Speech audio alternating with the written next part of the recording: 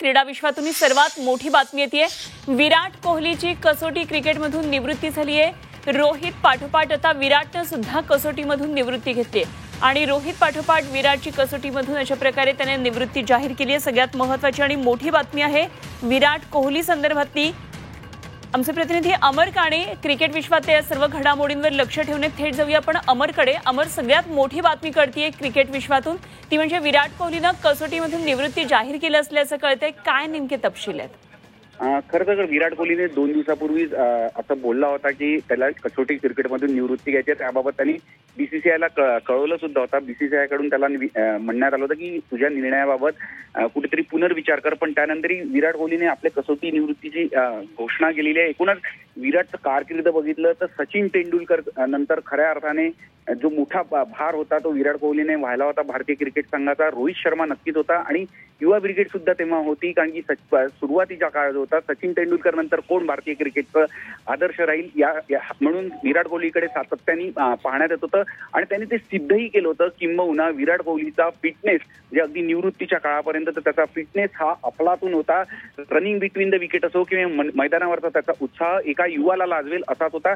पण विराट कोहलीने आता कसोटी क्रिकेटमधून निवृत्ती घेतली आणि एकूण भारतीय क्रिकेटला जो आहे तो एक मोठा असा स्टार गेलेला आहे। पण काळानुरूप प्रत्येक खेळाच्या प्रत्येक प्रकारामध्ये बदल होत असतात। त्यात विराट कोहलीने सुद्धा योग्य निर्णय घेतला असं म्हणता येईल। खरं तर विराटकडे मोठी अशी कॅपॅसिटी होती। अगदी अमर असे संपर्कात रहा, आपल्या बरोबर सध्या लाड सर जोडले गेलेले आहेत। आपण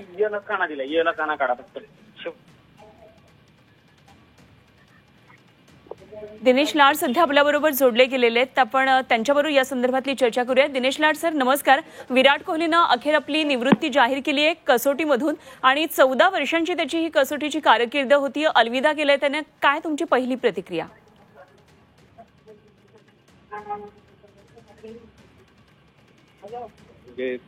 दिनेश लाड सर ऐकू येतंय? हॅलो, हां जी। हां, म्हटलं भारतासाठी आता दोघंही दिग्गज खेळाडू आपले निघून गेले आहेत। थोडं आपल्याला डिफिकल्ट होईल कसोटी क्रिकेटमध्ये बेसिकली, कारण दोघंही रोहित पण जवळजवळ 15 वर्ष कसोटी सामने केला, 14 वर्षातून, आणि विराट पण तेवढाच केलेला। त्याच्यामुळे म्हणजे कुणाला तरी जायचंच असते, असं नाही की सगळेच जात असतात आणि नवीन खेळाडू येत असतात। पण थोडं डिफिकल्ट झालं आता भारताला मला वाटतंय।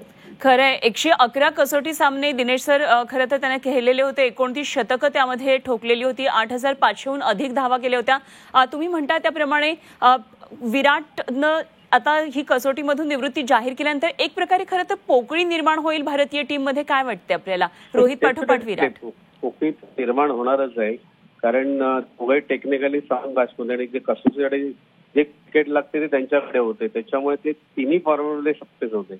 पण आता काय झालंय, आता बहुतेक खेळाडू आहे T20 वर जास्त फोकस असतात, त्याच्यामुळे टेक्निकली साऊंड असे बॅट्समन मला तरी सध्याच्या घडीत तेवढे दिसत नाही आहेत, असं नाही की नाहीये, पण त्यांच्याकडे एक्सपिरियन्स कमी आहे। तर थोडं आपल्याला 1-2 वर्ष आपल्याला त्याचा त्रास होईलच असं मला जाणवलंय।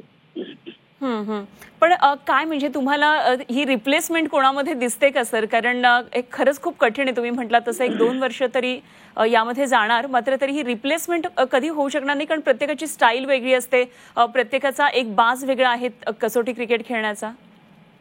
रिप्लेसमेंट मी आता शक्यता मी काही सांगू शकत नाही। कोण रिप्लेस आहेत आपल्याकडे खेळाडू आहेत, असं नाही आहेत, पण सध्याच्या घडीला T20 क्रिकेटमुळे जास्तीत जास्त प्लेयर्स तिकडे फोकस जास्त करतात। त्याच्यामुळे टेक्निकली मी म्हटलं ना मगाशी, टेक्निकली जे प्लेयर्स होते जसे रोहित आणि विराट होते त्यांच्याकडे मोठा एक्सपिरियन्स होता, त्याच्यामुळे ती पोकळी निर्माण होणारच आहे। पण पुढे मागे येतच राहतील, असं नाही की खेळाडू येणार नाही, कारण इंडिया म्हटलं क्रिकेटचं पहिलं प्रेम आहे सगळ्यांचं, त्याच्यामुळे क्रिकेटर्स आपल्याकडे मिळतच जाणार आहेत। पण 1-2 वर्ष आपल्याला थोडा त्रास होईल असं मला जाणवतं। अगदी सर, असे संपर्कात राहा। आपण एक ग्राफिक्सद्वारे माहिती प्रेक्षकांना दाखवूया। विराटनं कसोटीमधून निवृत्ती घेतल्यानंतरचं हे आपण ग्राफिक्स बघूया। आतापर्यंत कोणाकोणाची निवृत्ती झाली आहे तर आर अश्विन खरं तर गेल्या 6 महिन्यातल्या 3 महत्त्वाच्या क्रिकेट जगतातल्या निवृत्ती म्हणावे लागेल कसोटीमधून। यामध्ये आर अश्विनची पहिली निवृत्ती, त्यानंतर रोहित शर्माने त्याचा निर्णय जाहीर केला आणि आता विराट कोहली, स्टार दिग्गज खेळाडूंची अशा प्रकारे कसोटीमधून निवृत्ती होतीये आणि त्यामुळे निश्चितच भारतीय संघाला एक प्रकारे कसोटी संघासाठी ही एक निश्चितच मोठा हा एक लॉस म्हणावा लागेल. आपण पुन्हा एकदा जाऊया. दिनेश लाड सर आपल्या बरोबर आहेत आणि त्यांच्याकडून या संदर्भातली आणखी माहिती आणि विश्लेषण जाणून घेऊया. सर, एकंदरीतच आता आपण बघितलं, आम्ही प्रेक्षकांना ही माहिती दाखवत होतो की गेल्या 6 महिन्यामध्ये 3 जणांनी अशा प्रकारे कसोटीमधून निवृत्ती घेतलेली आहे आणि त्यामुळे निश्चितच भारतीय कसोटी संघासाठी एक मोठी पोकळी आहे. दिनेश लाड सर, रोहित शर्माचे कोच आपल्या बरोबर होते.